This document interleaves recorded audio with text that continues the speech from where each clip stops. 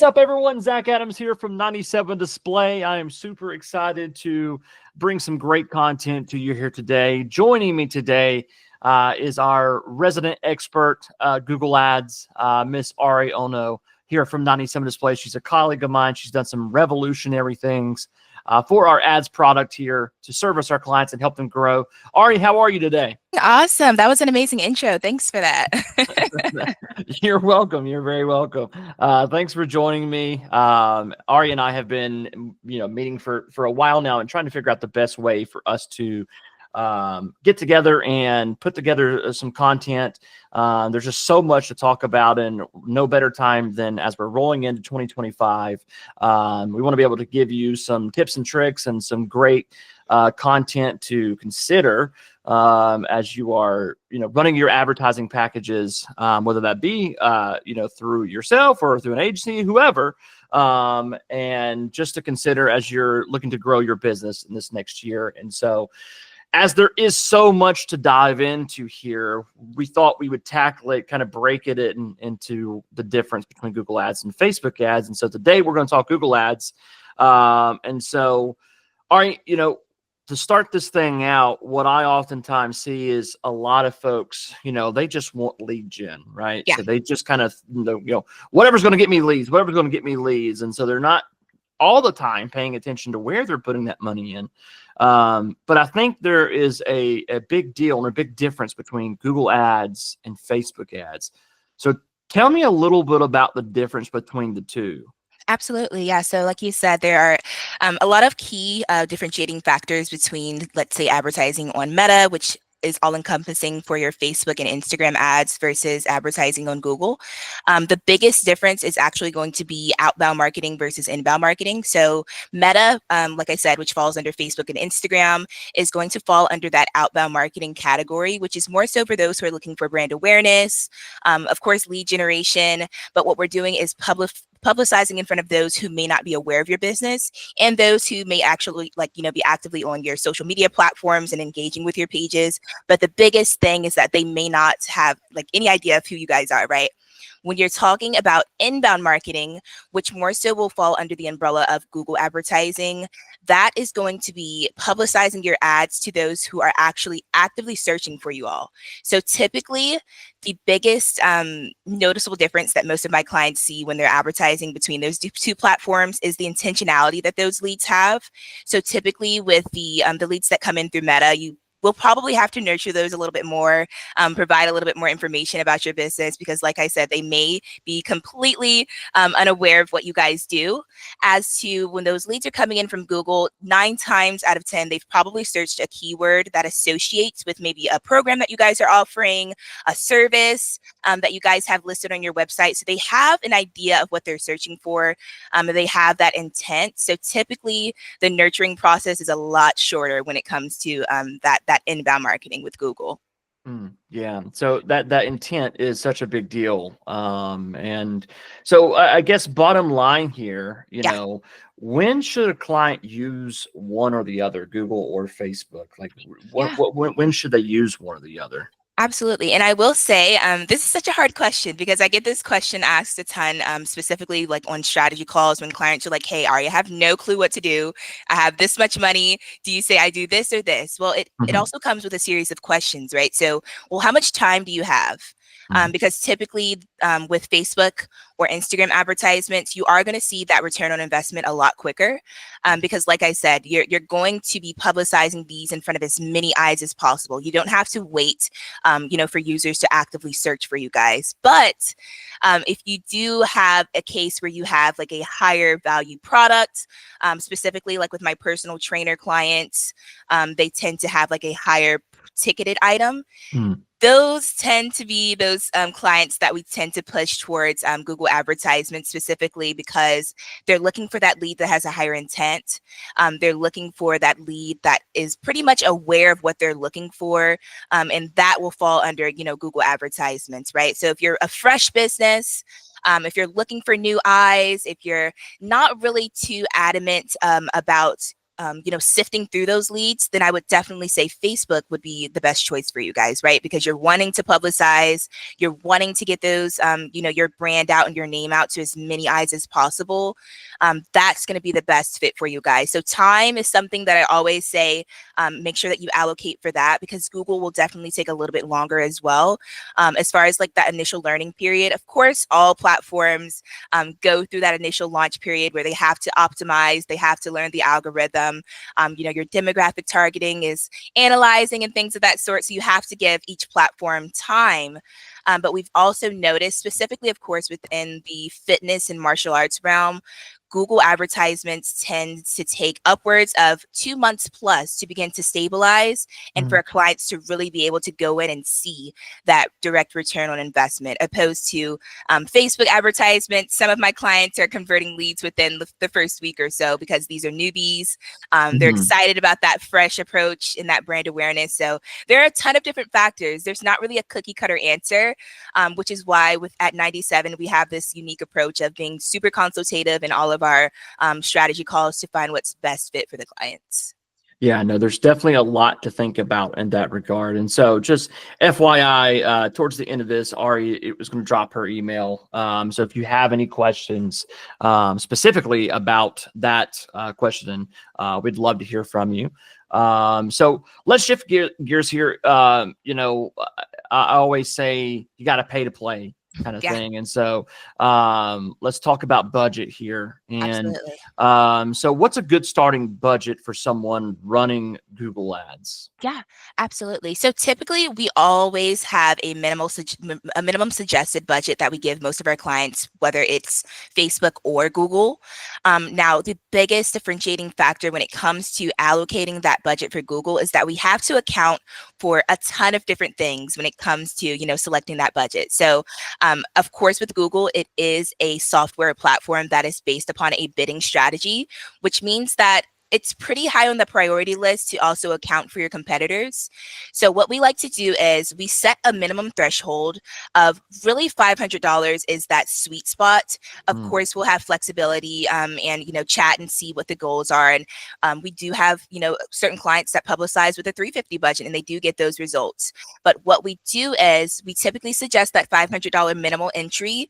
We give the ads some time to learn. And actually, one of the biggest determining factors for either scaling or decreasing your budget will actually be based upon your auction insights. So that's basically going to do, what we do is we go in and we're actually able to see where you guys are placing in comparison to your competitors. So say if you guys are ranking, top of page with the current advertising, bidding platform that we have set up for you guys with a $500 budget. With that being said, you guys could honestly float at an evergreen approach with that same steady budget and still get a pretty good return on investment because you're not really having to worry about, direct competitors knocking you out of your place. Now with, the busy areas like LA, things of that sort, where it's super compact as far as that population and competition, most of my clients will see that they have to spend upwards of, $1,200 plus on Google advertisement placements in order to see that return on investment because they're competing against big box gyms, large franchises. It really depends on your overall goal as well, because like I said, marketing is not really a cookie cutter approach. We definitely want to make sure that we're setting like realistic expectations. But as far as that entry, we'll say $500 as that minimal suggestion. Yeah. Okay. And so you talked about, depending on where you're at and our goal in mind here, sometimes you have to spend quite a bit to be in the running there. Yeah. I can tell you from the sales process when we're talking to new clients that come on board with us for advertising and they've had a past experience, it seems like a lot of those have thrown a lot of unnecessary money Absolutely. At that. And so, what do we do to make sure that the ROI is there for our client to make it make sense, right? Like there are cases where you will want to spend thousands of dollars on your advertising, but not all campaigns are created equal. Not all demographics are created equal. So, what do we do that you think is different than other impossible agencies out there to make sure that our clients are not overspending on something? Absolutely. So one of the key things that we do, we operate off of a cohort process. This helps to keep things super organized as far as your optimization stages, which are pretty vital when it comes to really differentiating or determining whether or not you need to scale your budget or decrease your budget.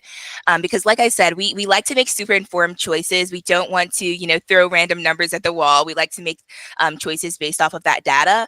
So that's where we really rely on, those auction insights, like I mentioned earlier, and those specific pinpoints, like I said, based upon your area, based upon trends that we've seen, because we work with hundreds of clients. So the chances of us running into someone who's probably been in your area is super high as far as us to have that, that test to go based off of. But I will say there's been a ton of cases where I've had someone come on board and they're like, hey, I was working with a previous agency and I was spending $2,000, and I'm looking at their auction insights and they could be spending 1/4 of that budget and still be receiving, conversions and leads. So that's why I say it's always based upon, that specific client, their specific goals. Because with all marketing platforms, with all products, I always say what you get in is always going to be, what you guys receive. So if you're not looking for, 200 members a month, you guys don't have to be pumping in, the last of your marketing budget to, continuously have that engine oiled as far as marketing. I always suggest always stay within your budget realm. You don't want to be stretched thin, because marketing, it definitely has its ebbs and flows. But you definitely want to make sure that you're always consistently pumping some sort of budget into your marketing, whether it's, $200 or $2,000. Yeah. Yeah. No, there's definitely an ethical way to handle it, and I feel like we do a great job of consultating clients to make sure that we're tackling what it is that they need and what they want. So Absolutely, transparency. Yeah, transparency, everything. So what are some lessons that you've learned with Google Ads? As I've been here for a long time, and our Google Ads offerings have changed throughout the years, and obviously Google changes their algorithms and how things are ran, and so on and so forth. What are some lessons that you've learned while serving our clientele with Google Ads? Absolutely. The first one I definitely want to highlight is patience, because a lot of clients walk into, these meetings and these consultations with the need for like immediacy as far as, results. And I will say specifically with Google, you have to have patience with that platform. I've had clients where it's taken a little bit longer for them to figure out that formula that really works for them, whether it's the offer, whether it's the imagery. It's a continuous A/B testing process. But once you guys figure out the formula that works for you, oh my goodness, the possibilities are endless. So patience is definitely key. Also, just, Google has changed so much since I've worked here at 97, like with the PMX campaigns, and there's a lot of duality coming out now as far as automations and easing AI into the day-to-day practices. I don't want to be replaced by AI, but there are a ton of different ways that we've begin to leverage the use of AI when it comes to creating our campaigns and optimizing the campaign performance. So also just relying on Google's knowledge. Like at the end of the day, you want to have that personable approach and that human approach, which is really what sets us apart as an agency. We have people that are going in and taking a look at your campaigns and making those manual optimizations. But take a look at Google suggestions. Sometimes they're not always, wrong. So definitely rely on AI and rely on those resources and incorporate those suggestions into the campaign. I always say to do that as well. Yeah, fair enough. Okay, so talk to me a little bit about like the philosophy behind the strategy in lead gen. We talked about the cohort a little bit. Tell me about like how you determine what levers to pull and when to do that. Yeah, absolutely. So a lot of the factors are pretty much molded based upon that initial strategy call. So we're looking at things such as the focus programs, which that will differentiate the specific keywords that we're implementing. Negative keywords are super priority, because what we don't want to do is waste a ton of budget on keywords that are probably not going to give you guys that return on investment that you're looking for. So specifically, like I said, super intentional as far as clear offers as well. making sure that your front end offer is appealing, and that it also is going to, set you guys apart from your competitors. That's super important as well, because at the end of the day, like I said, in comparison to meta advertisements with Google, it's a really competitive place. So you want to make sure that you're keeping an eye on your competitors and what they're saying, the offers that they're pushing, because that will really help mold that ideal campaign as far as making sure that you guys are bidding for those keywords as well. So intentionality behind, like I said, copy, intentionality behind hyper targeting with those keywords. There's just a ton of different elements that we want to make sure that we're really being intentional on, specifically with Google, because like I said, it's really those who have to be actively searching for, specific keywords, specific terms, specific programs. So we want to make sure that we're really hitting all avenues and making sure that if someone even searches something that is in the closest realm to your business, that you guys are going to pop up. Yeah, no, that's very wise. And so things are changing so often, and we have to kind of think outside the box sometimes and put ourselves in the perspective of the person that is searching for this stuff. And so it's very important to be relevant in that regard. So speaking kind of specifically, like, what are some trends you're seeing right now? There's so many. So one that I've definitely noticed, family offers. Mm. So there are a lot of different, specifically within, of course, our realm, which is martial arts and fitness.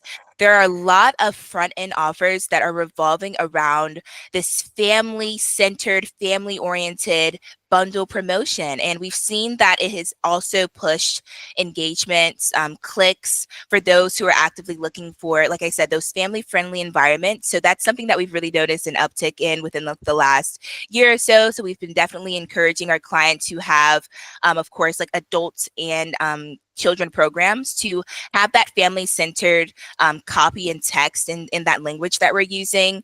Of course, like I mentioned earlier, a lot of AI-powered tools are being introduced to the platform itself.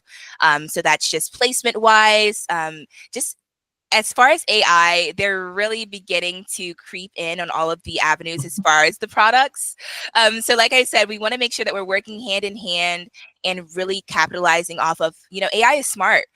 So we really have to take advantage of those tools. And so like I said, PMX campaign. So that's incorporating video content, YouTube placements, really expanding that visibility. A few years back, we were really heavily reliant on like general search ads and general display ads. So the overall structure of the campaign and the trends that we're seeing that a lot of people are venturing towards having more creativity with the advertising, right? So even with the PMX campaign that's introducing video elements, that's introducing, placements with those YouTube partners. It's really just an all-encompassing approach to Google advertising.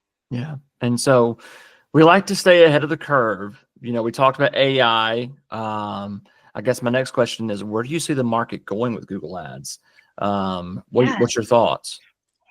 Eventually, I do see that there will be more opportunities for AI-generated campaigns. There already are a ton of different third-party apps and third-party softwares that are integrated with Google that will pretty much build out the entire campaign for itself.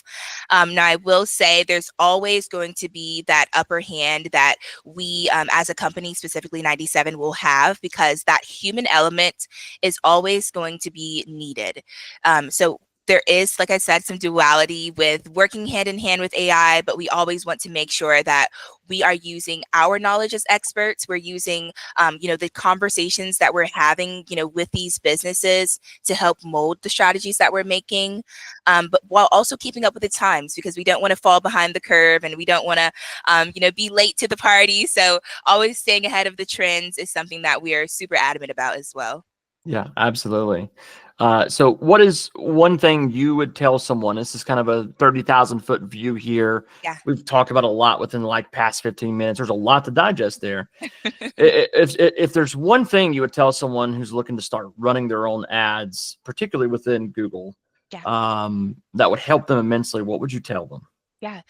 I would say research, research, research. So before you're building out these campaigns, you need to have a good grasp on your competitors, have a good grasp on your target audience, your avatar client that you're looking to target, because you're really wanting to, specifically with Google, you want to make sure that you're super hyper focused in these keywords that you're targeting, the search terms, because like I said, it's really, really, highly competitive. So the more hyper focused you are, the larger your chances are at really receiving the best ROI. And also patience. I can't stress that enough. Mhm. You have to be patient. Give the software its time to really do its job, because Google, they know what they're doing. And as long as you're working hand in hand with those suggestions and you're researching, you're taking time, and you're actually giving the campaign time to actually give you information. Please don't make changes every 2 business days. Give the campaign time to learn, and then make informed decisions opposed to impulsive ones. Yeah, I see too many people step away from not just Google ads, but Facebook ads, Meta ads as well, far too soon. Yeah, They walk away from the table before the going gets good, and it is a risk. It's a risk, but I think the thing is, like, you couple that research behind that, and it's a calculated risk. exactly. So you're paying attention to what you're doing, and your stuff. And so you can kind of sit back and let things play out. If you Exactly. are doing that research, it's a lot easier to give it more time and more patience. Exactly. Have the Uh, grace. yeah, absolutely, absolutely. So, last question. What are we at 97 Display doing that is innovative and ahead of the curve for Google advertising right now? Yeah, absolutely. So I highlighted earlier that we pretty much run our Google advertisements and all of our advertisement products here based upon a cohort cycle. This just really helps as far as consistency and making sure that your ads are never going stale. So we have a continuous cycle of real humans that are going in and taking looks at your campaigns, making changes, removing images, and also looking at trends based upon your auction insight. So that's super exciting, that this has been a process that we've been rolling out for a few years now, and it's had great success. A lot of our clients love the organization, and it really helps our clients really stay in touch with what we're doing to their campaigns, their performance. We really believe in transparency. So that's something that you really can't find at a lot of agencies, that open book approach. And secondly, we've been working on some really great developments with our amazing R&D team here at 97, and releasing our UTM parameters, as far as having cleaner and crisper conversion tracking. This is something that a ton of clients who have come over from different agencies have had complaints about, as far as not really being able to really grasp the leads that are specifically being sourced from Google. So we're partnering with, like I said, our R&D team, and really doing some beta testing on some of our VIP accounts. We've had some success stories so far. So as of 2025, this is on the horizon to be rolled out. And it's really exciting. Our clients are ecstatic. And for those who are watching this who may not know about it, it's something to really put your seatbelt on and buckle up about, because it's really going to be a game changer as far as really being able to look at that hard data and determine, that return on investment that you're getting with Google. Yeah, absolutely. That last part, the UTM parameters, it's something that is going to be game changing.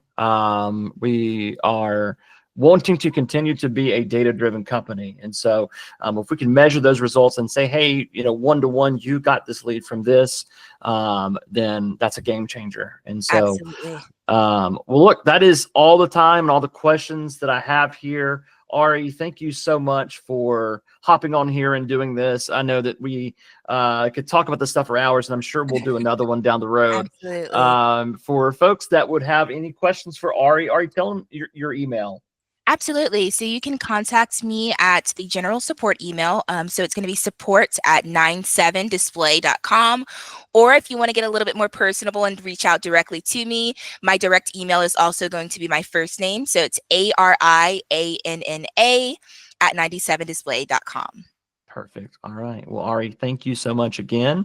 And I look forward to doing another one with you sometime soon. Thanks so much, Zach. Thanks for having me.